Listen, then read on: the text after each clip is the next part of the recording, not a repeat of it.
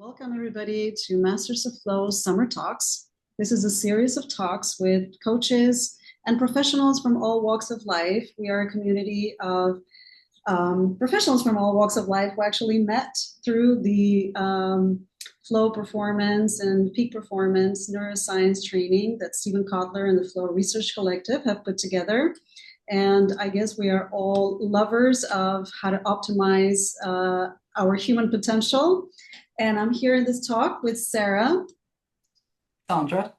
Sandra. I was just talking to Sarah from the same UK time zone. So I guess I'm putting you all together. Sandra, thank you for joining me on this talk. So let's quickly and briefly introduce each other to the community who is meeting us for the first time. Yeah, fabulous. So thank you very much, Iris, and thank you for putting these series of talks together. I think it's a fabulous experience and learning as we hear from everyone. So I'm Sandra Henson and I'm an executive coach, and I've been working in the field of executive coaching for 25 years, an amazing 25 years now. And as a sort of quick background, I am actually a scientist by training, and started in as a research scientist in physical and theoretical chemistry, but moved quickly into business development, UK, Europe, Southeast Asia, and global roles. And I think what was a turning point for me was when I left big global companies. I tended to work in pharma, financial services, and high tech. Was actually when I joined a smaller company, the company didn't invest in personal development as much as a global would.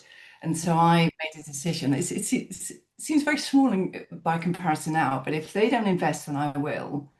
And if I will, I choose. And then I started on a very, 25 years ago, on an ongoing process of learning about myself, deep inner work, outer work. And that's continued over the 25 years. And it's brought me now today with working with executives and the pressure that they're under, the overwhelm that they're under, the incredibly busy lives.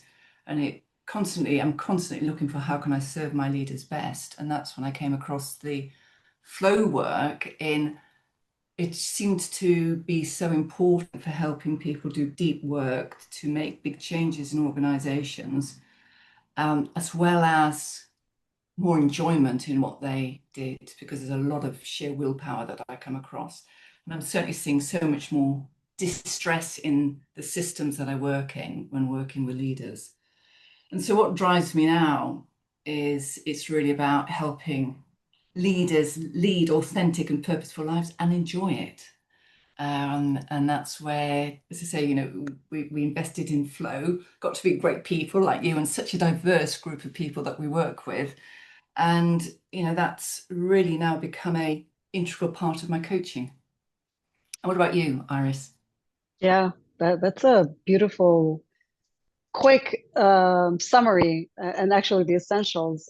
So one thing I didn't know about you is that you're a scientist by background, by study. So it's fascinating. No wonder that you are in this high-level training about flow and how it works. And so a similar journey for me. I worked in the corporate world for over 20 years as a communications executive and got burned out in my late 30s, early 40s. And I just went on this soul journey to really understand what is the meaning of it all. I mean, I thought I did everything I was supposed to do. And then at the end, I just felt this emptiness. And I guess I was searching for, what does it all mean? Why are we doing all of these things? And like you said, in the corporate world, there is no personal development training. There's just a lot of exterior training, right? It's all about the numbers. It's all about the business. It's all about, hitting the targets. And, the human resources, they have a lot of training programs if you're like in really good high companies. But again, the training programs are all about specific work related things. So this big piece was missing for me was the inner experience of well-being while working. So I love doing things that I am interested in, that I'm curious about, but then there was just no fun when I was doing it. It seemed like an exciting thing to be in the corporate world and be a corporate executive and lead teams and have really high level positions, but then the experience of having that was just the complete opposite of a fun and well-being and really fulfilling experience. So that's how I got in the journey of wanting to find a way that I could channel all of my energy. I could find a way to work that it actually feels good, that I'm not feeling the anxiety of going to work all the time. And which is why I loved the topic that you picked, return to work anxiety, because I think I was living this return to work anxiety on a daily basis. And it just became really present during the weekends or, when I would go away for vacation. But actually, when I think about it, it was a daily anxiety. In the mornings, there was a daily anxiety. At night, it was a daily anxiety.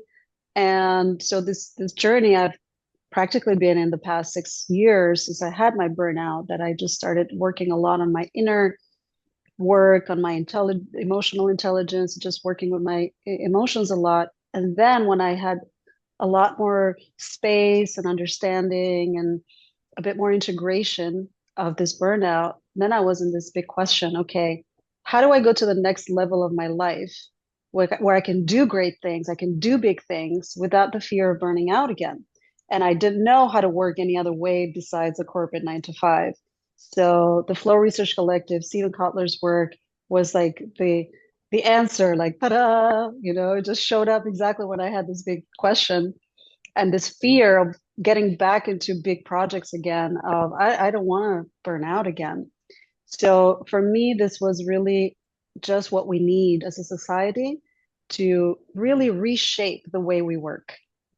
Yeah. So that we go to work feeling good and not have an anxiety all the time about going to work. Yeah, and I think we talked about return to work anxiety, and I think it's your comment that it can be present every day for people, and that's what I can find with very senior leaders who are managing many disparate items, both in their personal life as well as their work life. It is a very present piece. So how can we support these leaders in the work that we do? And I find that where the flow work has come into my coaching, it's almost like I've got 3 platforms. So there's that, or 3 integrated places that we can work, almost like a Venn diagram, and which are the ones that are right for the client. And there is that piece around how can I bring my best energy, be at my best, enjoy and flourish my work. And often that's around the flow principles. You talked about the inner work, and that is one of the platforms I work with my clients, is this, what's the deeper work that we need to do? So there's the inner world, because that shapes the outer world. And then there are, what are the practices and behaviors and actions that we need to take that overtly are aligned with their goals and what brings them to coaching. And I find that the flow work is probably occupying an increasing amount of space in work, in the coaching that I do with my clients. That's a good point. I like your perspective on this because you have been a coach for 25 years and you have seen the coaching world pretty much evolve. I imagine 25 years ago there were a lot less coaches, and coaching was probably a lot more about a bit more similar to the corporate meaning, like how can we get things done?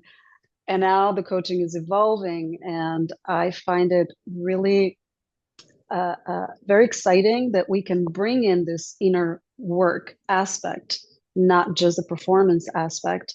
And when you think of return to work anxiety, the big piece and the first piece, I think, is why are we having anxiety in the first place when we're talking about work? What is that inner piece? And then we can talk about, okay, ways how we can adjust, to our everyday life, or what are the big stones, how we can create a life that is free of anxiety from returning back to work.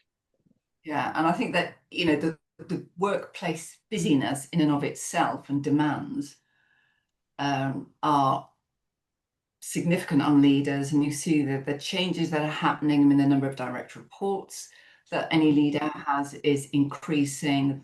So the span of control is is increasing, the number of KPIs is increasing. So there's what's happening within an organization and then what's happening around, and we look at the geopolitics, you look at impact of tariffs, you look at the AI story and the impact that's having an uncertainty, changing in policies. There are, many of the organizations that I work with, very successful. They are consolidating for whatever that means. So there's that anxiety about my place and my success, and then the competition for roles. Just it's like a perfect storm for so many angles. And then there's that I've got to perform because I might, I work in a number of organizations where people are having to apply for their own roles amongst others, and it's really, it can be a very distressing environment for people. So how can we support in that? And so, I think for me, those are a number of the causes of anxieties in and of themselves. And then and we were talking returning to work, let's say from a vacation where you've had typically more freedom, typically more space, typically more rest, typically more enjoyment, typically more choice, autonomy. And then the constraints and the pressures of the working environment loom, in front of you. So, when I look at what can we offer or reinforce or work with the clients, I'm exploring almost like 3 foundations to this, one of which is the self-care, which often we can dismiss. And often, I would have to say often the women will also dismiss, but that kind of self-care piece. So how do we set up our own energy and foundation to be as resourceful as we can be? And then there is, how do we actually construct our days and our time to be more optimal for flow and for impact and doing the work that we love? And then there might be, what are some of the daily practices that we can bring in that support all of those? So that's a framework that I'm exploring and working with the clients. You experienced burnout. How did those just as principles land with you? Yeah, they were all missing, that's for sure. It was always like too extreme. So I would just work too much and then quote unquote party too much or just pass out too much. So no active recovery concept. It was more like either rest from a point of, watch TV and have a wine, or go on vacation and just drink some more and party some more. So I think all of those concepts were missing, and fundamentally they were missing from a structural perspective. So I could go for a massage, I could do my nails, or I could feel like I pampered myself for a day, but it wasn't intentional part of my life. It was just something that you do when you have time or things like that. And I would say that for me, one of the key pieces that has stood out in the flow work is that at some point when I burned out, I said, you know what, I always have a choice. So why, I don't want to go to work and feel anxious. And why was I anxious? Like, one big answer that I got in this journey of flow and inner work is that I was doing something I didn't love. I was not aligned with the corporate values and what I was working for. So I felt that all of my time and effort was being put into something that wasn't aligned with my inner soul, with my desires, with my wishes. So the part of this work for flow was a quest to find, what am I passionate about? And Steven Kotler says this is one of the first steps, and it's the goal stack and the mission goals, to always start with your intrinsic motivators, because we can have all of these tools of flow, or we can have all kinds of motivators like money and status. But if we're not intrinsically and inwardly driven and motivated to do whatever it is that we're doing, we're going to plateau very soon and we're going to burn out eventually. It's not sustainable. So one of the big works that I did in the past few years was really hone in, what am I passionate about? And I want to invest my time and my work to doing something that I love. And from that piece, now having all of these flow tools, now I can do them more easily. So I can integrate self-care. I can integrate daily habits into my life because I am passionate about what I do and I'm passionate about my life. So it's no longer I'm working, to hit the target or to get my promotion or to get my bonus. It's rather I'm doing something that is meaningful and purposeful to me. And now flow comes in and actually creates well-being. Now I cannot wait to go to work rather than fear that I'm going to a place where it's actually going to harm me rather than create more well-being for me. Yeah, and I think that's a very blessed space that we can sit in running our own businesses. And it is underneath my, one of my purposes, which came from Kotler's work, plus the fact I could have more than one, which was just revelatory, around working with leaders to lead authentic and purposeful lives. And so that becomes part of the conversation, but it might not be the first part of the conversation with the client. Because many of them are in roles, they've invested so many years in this kind of corporate progression.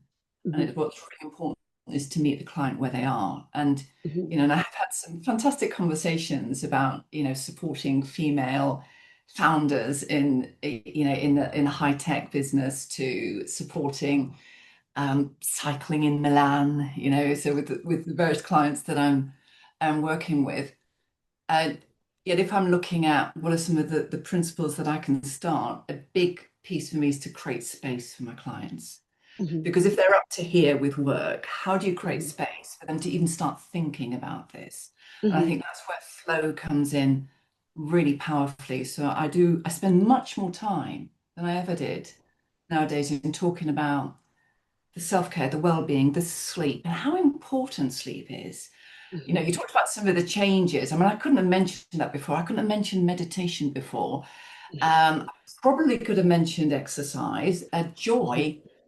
It was not, but these are all part of conversations. So I will talk to clients, first of all, to fortify themselves. And a big thing for me as part of this work was the active recovery. And, I was kind of in my own life sneaked in little practices like a power nap or walking around the garden, but I kind of hid them away because I thought, well, that's not real work. But now we got the neuroscience behind it. It just shows how powerful it is. So I talk a lot. So first of all, how do we fuel ourselves through all of those pieces around sleep, nutrition, exercise? Then, and how do we not only perform well, but how do we actually recover well? So I talk a lot. I'm much more free, and feel supported as a scientist, and I work with scientists to talk about, heat, saunas. I mean, I've got myself a little sauna bag, so it's like a sleeping bag. But saunas, about cold water therapy, about walking in nature, and actively encourage people, my clients, to go out and do short walks. I mean, I go out in the garden or I might walk with the dog. But how do we bring in those active recovery? And I think from there, then it's about bringing in the joy. So how can, what are the things that they absolutely want to protect? Time with their family. So those A events where they need to be, present. Like, I remember grappling with not having planned properly my daughter's end of year ceremony at school, and I felt torn apart because I got a client and I'd got this ceremony. I mean, ultimately I went for the ceremony, but that kind of feeling of being torn as a woman between those two things. So how do we plan in those really important events? And as we start to create some space, then I can start to talk. I remember that second part of my platform was working deeply. Then we can start to create the space to do some of that deep inner work around purpose, around passion. And it's and one piece that I love from our work is the transformative capacity. I mean, I've built on that and adapted that and put purpose into that, and really to help if clients have got time, as some do, think about why they're here, what they want their next 10 years, 20 years to be about. Doing that work on the transformative capacity all my experiences, both lived and learned, and what gives me strength, and what I'm most curious about, and I could spend my time on, spending time with that has been enormously, I think, validating and fortifying for individuals. So, those are, for me, what I find with my clients is I've got to create the time first and space, resource, and then we can actually do some of that deeper work. Yeah, that's a good point. So you always start basically from where the client is at. So when a client is really high intensity, overwhelmed, then you always start with, okay, let's get you to homeostasis. Let's create some space to think of what's really, like then the big stone. So, but let's just move out some basic space here. And so that makes sense. And another thing is, you were saying that you work with leaders and scientists, and in that space, I guess a big part of them already have passionate work. So they've already chosen on some level, right, something that they love to do. So I was curious from your perspective. So then the people who are already doing what they love to do, but they still get burned out, right? Because they still, even though they love doing it, they just work in this environment that it's not conducive to flow. And when we think of flow, it really was always like in the domain of athletes and extreme sportsmen. And so it was always like in the domain of this very small percentage of the population. And it didn't really belong to the corporate world or any other industry. And thinking that the Flow Research Collective and Stephen Kotler's work in the past 30 years has been trying to bring that down and implement it into everyday life. I was curious in your perspective. So if the clients that you work with already have that inner motivator already, they are passionate, they are intelligent people, but they are working in this crazy environment. So when you start with this first step, okay, how can we clear up some space? How do you then go about, what would be like your main top things that you would suggest to start creating space in their everyday life? Because for leaders, especially, just one final thing, for leaders, I think the biggest anxiety is like, oh my God, there's so much to do. Yes. Will there ever be time? Yeah. I think there's a bit of assumption that everybody has that passion. So, because it's not always the case, but I still think that question that you've asked, where do you start? And I think what I've been astonished with is how little is known about these practices that can optimize our energy and our use of time. So obviously it's very client dependent, but a big piece has actually been about working with your chronotype zone. If you're a lark, if you're a third bird in the middle, which about 55% of us are, or if you're an owl, is how can we optimize our biology to make a big difference in our outputs with time. And and I love this expression, not all hours are equal. It's like not all calories are equal that we enter. And of course, not all diets work the same with same people. So it is very bespoke. But a big go-to for me is, how do we get that protected deep time?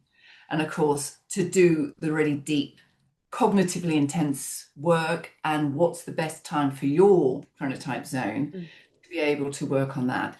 Then of course we have to go back on that to say, and then let's separate the planning from the doing, because of the more kind of the different thought processes that we have, the more kind of analytical, slower processes which are more planning, to the kind of excitable, the active, energetic kind of doing thought processes. So then if we're planning that time, if we're utilizing that time to progress the really important things, then what do we need to be doing to be planning in advance? So we talk about that power down ritual. So what are the 1 to 3 things that I want to do next that are really going to be dial movers for the next day? And what is the first step of the first step in order to get there? And that's been quite revolutionary for people. And the and I've worked with one particular client and he's got so much on his plate. And I said, well, show me your diary. We'd been talking about this and he showed me his diary.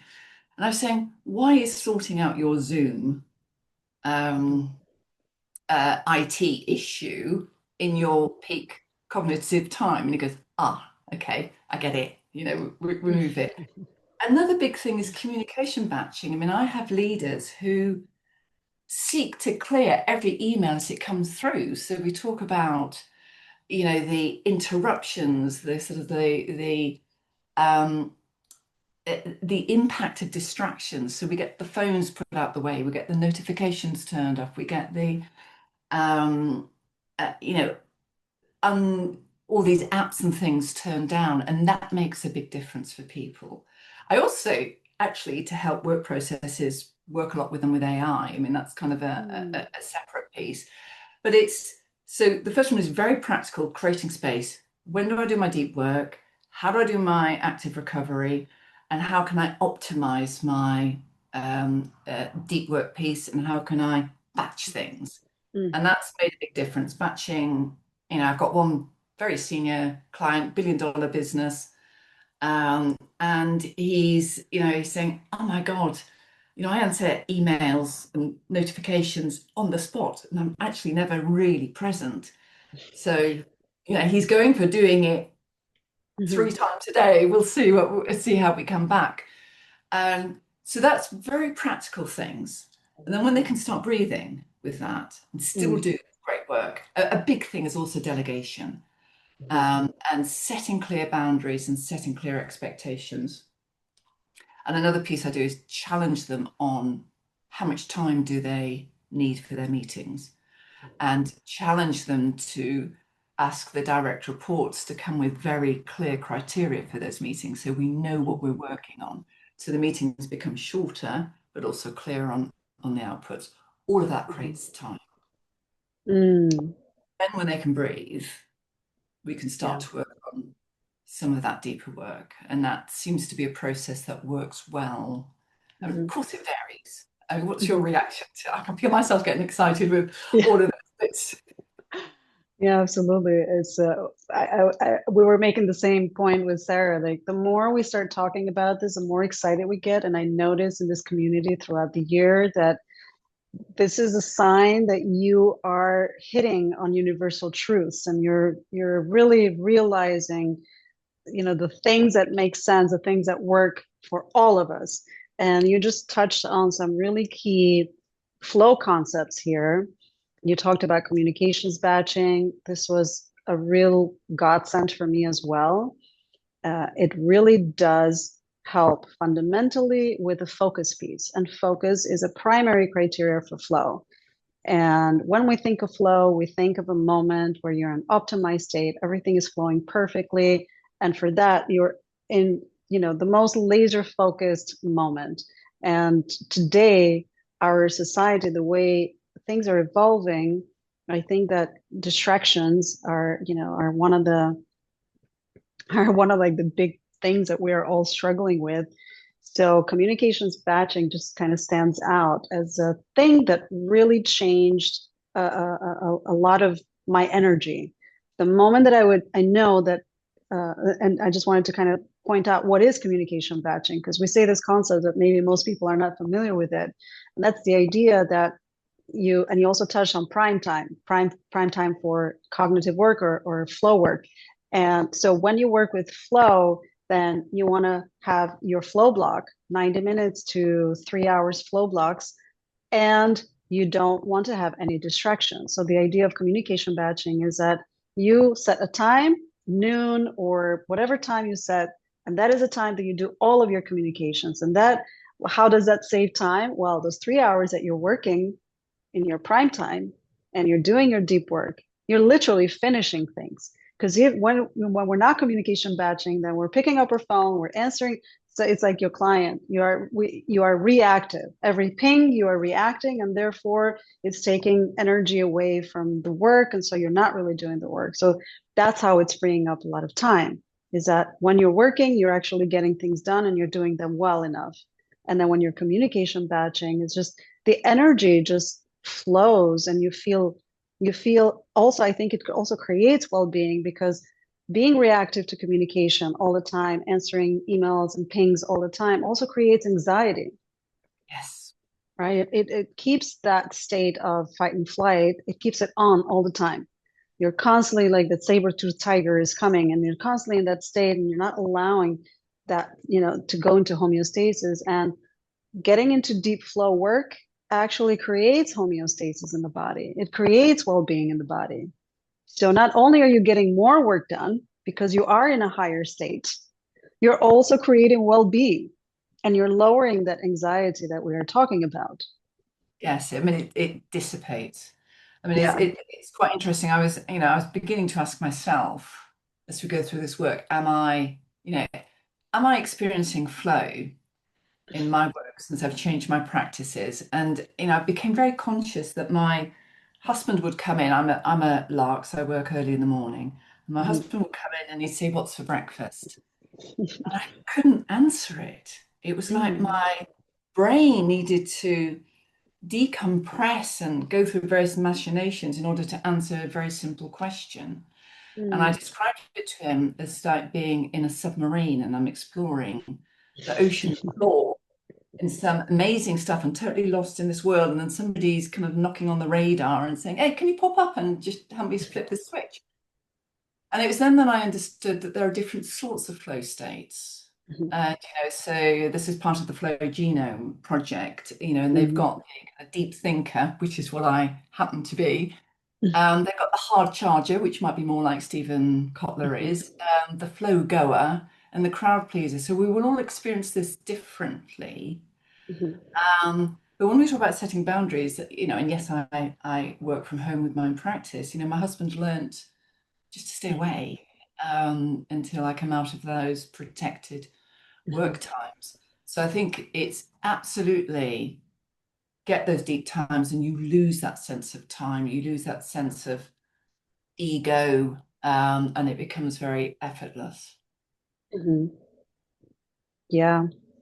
And some other concepts that you touched on that I think are really worth talking about a little bit more, because I noticed that in our community, this was a big one for many people, that it really changed how they were experiencing their flow time, how much more flow they were getting into, and that's a power down ritual.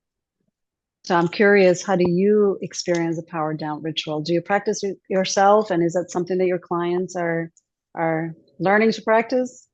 Yeah, I mean, this personally, that's what I've been less successful with in terms of doing it when we're advised the day before to do it. And I kind of sit back and I think about why is that? And I think it's partly because if I'm thinking about the 1 to 3 things, my diary is set out for months already, and in those months I've got all my client meetings, which are now after my peak, kind of like when I need to do my deepest cognitive work, which is often around the learning and how do I bring these ideas to my clients. So then I've got my client pieces, I've got my deep learning stages already planned out. And so I'm thinking, well, maybe there is an element of planning already within that. I have my active breaks planned out, but I always do plan. And I think one of the disciplines that I have learned from the program is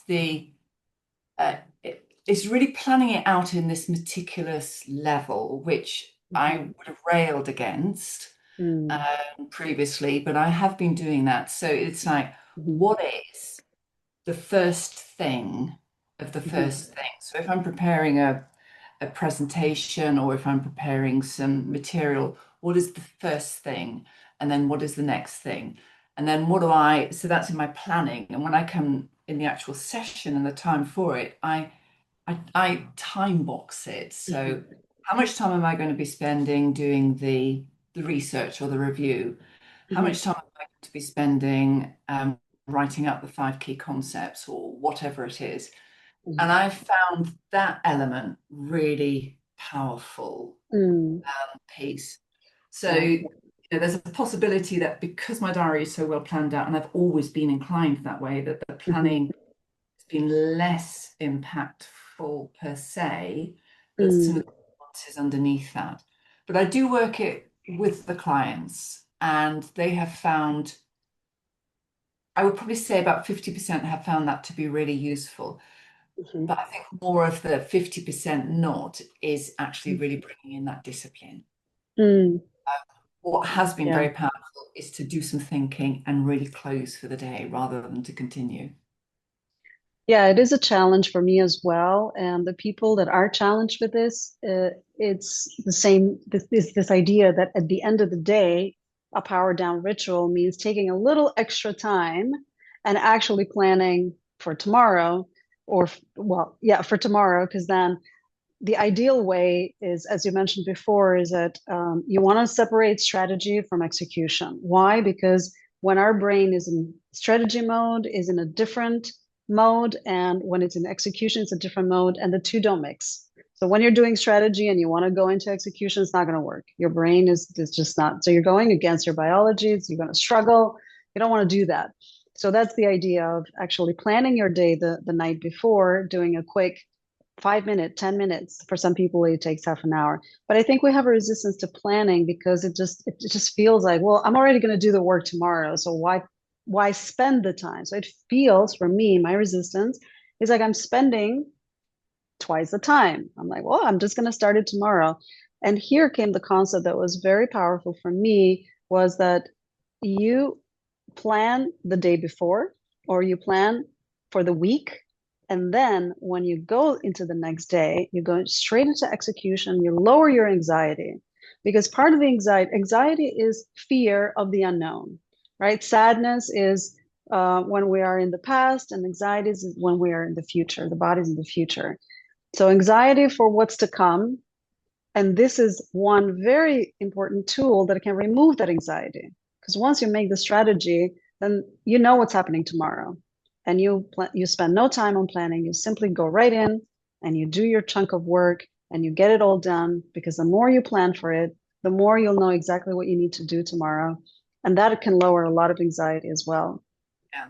And I think that's where it works best, where, if I'm working with leaders who've got so many things going on, is to get them to really think about what are the 1 to 3 things that they must, that if they advanced the next day would make a significant difference to their work. Yeah. I think where people aren't inclined to think that way and are more inclined to be a very open book, and I really want to, or open door, and really want to be able to respond to what comes in, that's where it can make a big difference in that element. Yeah. Yeah. And I think we brought up some really, really good and practicable concepts as well for how to reduce return to work anxiety. And as we are nearing the last 5 minutes of our talk, I would love for you to just think of what would you say, what would be like the top 3 things that you would want to leave this conversation with, that is practical, that is something that you can immediately kind of, put into your life, and for people to take away from this talk when it comes to the anxiety that we all feel when we're returning to work. Yeah, it's only 3. So I might just leak a little bit more than 3, because of course it's where the clients are at. I would really reinforce the importance of sleep. And it used to be a badge of honor where I only need 4 hours, 6 hours, but I've been working very actively with clients on sleep, going to bed, deaf, blind, cold, hungry, at a consistent time. So I suppose underpinning that is, how do you resource yourself to have the most energy to be able to be at your best in the working environment? And I think alongside that, I might squeeze it in is also the active recovery protocols. That's made a big difference to me, is bringing the micro ones in, the breath, the short walk, the moments of meditation, whatever it is, factor in some gaps between your meetings, or the longer ones that you might do outside of work. So that's the one about energy. I think Then what I would say is really look at how your diary, how you are controlling your calendar, which can be very difficult in the corporate world. But with the space that you have, how are you managing that calendar so that you manage it? And you're not just responsive to what comes along. So protect your key thinking times. Set clear boundaries, batch activities. So that whole piece around, some people might say calendar surrender, but I'm saying it's right, you are in control of your calendar rather than it dictating your life. You take control over it. And then I think the third one, if I had to pick one, would be really manage the distractions. I think that is so key, and it fits in with all things like batching communications and whatever, but clear your phone, clear notifications. Again, it used to be a badge of honor. Oh, I've got, 50, I'm so busy. 50 tabs open and, and I'm responding to this, that, and whatever. Minimize it so that you can do your best work, because it's so demanding cognitively, leads to exhaustion, which then can lead to the anxiety. Yeah. What would you add to that? Yeah, I would just want to say something about that badge of honor, because it matches perfectly who I was for 20 years, where it was a badge of honor to be busy. Like, I'm so busy, I'm so important, right? So I have so much work to do. And now I've understood that when we say busy, we're saying that we don't know how to manage our time. And where I'm fully prioritized, it means I have crafted a life that is intentional and that I'm doing exactly what I want to do. And what I would like, the three things that made a difference for me and my clients who are, midlife transition, powerful women who are just kind of coming to the same space of burnout, which I consider it's another opportunity for awakening and for optimizing the next level of our humanness. So rather than a crisis, I see it as an opportunity. And the three big stones when it comes to the anxiety related to work, for me, and I think for many women, is number one, find your intrinsic motivators, align your passions, do something you love to do. And the second piece is definitely active recovery. That's been a holy grail for me, and I think for most people, because we all think we know it. It just seems so obvious and so common sense, but we don't do it. And we certainly don't think of it as the essential of life. So active recovery protocol has become a big part of my calendar. It's actually half of my calendar is active recovery. And I include in there all my social activities, or my physical exercises, or my sleep patterns, everything that really helps me replenish and regenerate my body. And the third piece is this very interesting concept that I like a lot, which is essentialism. Reduce your to-do list. And it relates to what you said. What is a 1, 2, 3 maximum top 3 things that you need to do tomorrow? And essentialism felt resisting. It felt like I was resisting it in the beginning, because we high achievers in general have a lot of energy and they have a lot of passions and they just want to do so many things. And the challenge with being a high achiever is like, oh, I want to do all of these things. I don't want to just do one thing a day. I want to fill up my day with all of the things that I love to do. But that's just creating more anxiety. And part of the returning to work anxiety for me was that, oh my God, there's so many things to do. And then focusing on one thing a day, like the biggest, most important thing that will move the needle towards what is most important for me in my life. That has reduced a huge amount of anxiety.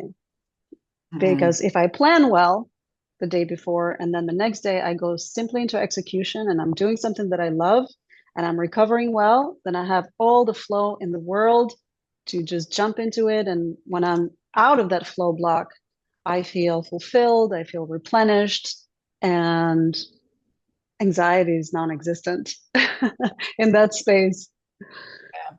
I love the phrase, I've crafted a life that is intentional. And I think that's a very powerful statement. And I might have to steal that with your permission, because I think that is, a very powerful piece. And I and I don't want to unpack it, but I think there's something around that essentialism, which also, or simplicity. This was also early work when I was studying, because I've been following Stephen Kotler for probably about 5 years or so, was how to really reduce friction so that you can be your best. And the whole of my house redesign was based on reduction in friction so that I can spend my time on things that really matter. And that's been quite a powerful creator of space for me and the family. But I love that. Crafted a life that is intentional. And I think as a summary, that is a beautiful line that people living that will absolutely have hugely reduced, if none, work anxiety. Yeah. Well, it's really, really great talking to you, Sandra. And as usual, our talks kind of tend to always get very exciting towards the end of it. And there's a saying that says, leave the party at its best. And I also heard Stephen Kotler actually mention this, that always finish your work with, with a piece that is really exciting, so that when you go back the next day to it, you're really excited to pick up. So it makes perfect sense, that when it gets really good, it's the moment to kind of end it so that we can continue. So rather than an end, is just another beginning. Yeah, fabulous. It's been such a pleasure to talk to you about this, Iris, and about work that we love. Absolutely. Thank you. And thank you, everybody who's watching this live or as a replay. And you can always contact us if you have any questions on any of the topics that we discussed. And looking forward, Sandra, to more collaborative projects together. Yeah, thank you. Thank you, Iris. And thank you to those of you who are listening.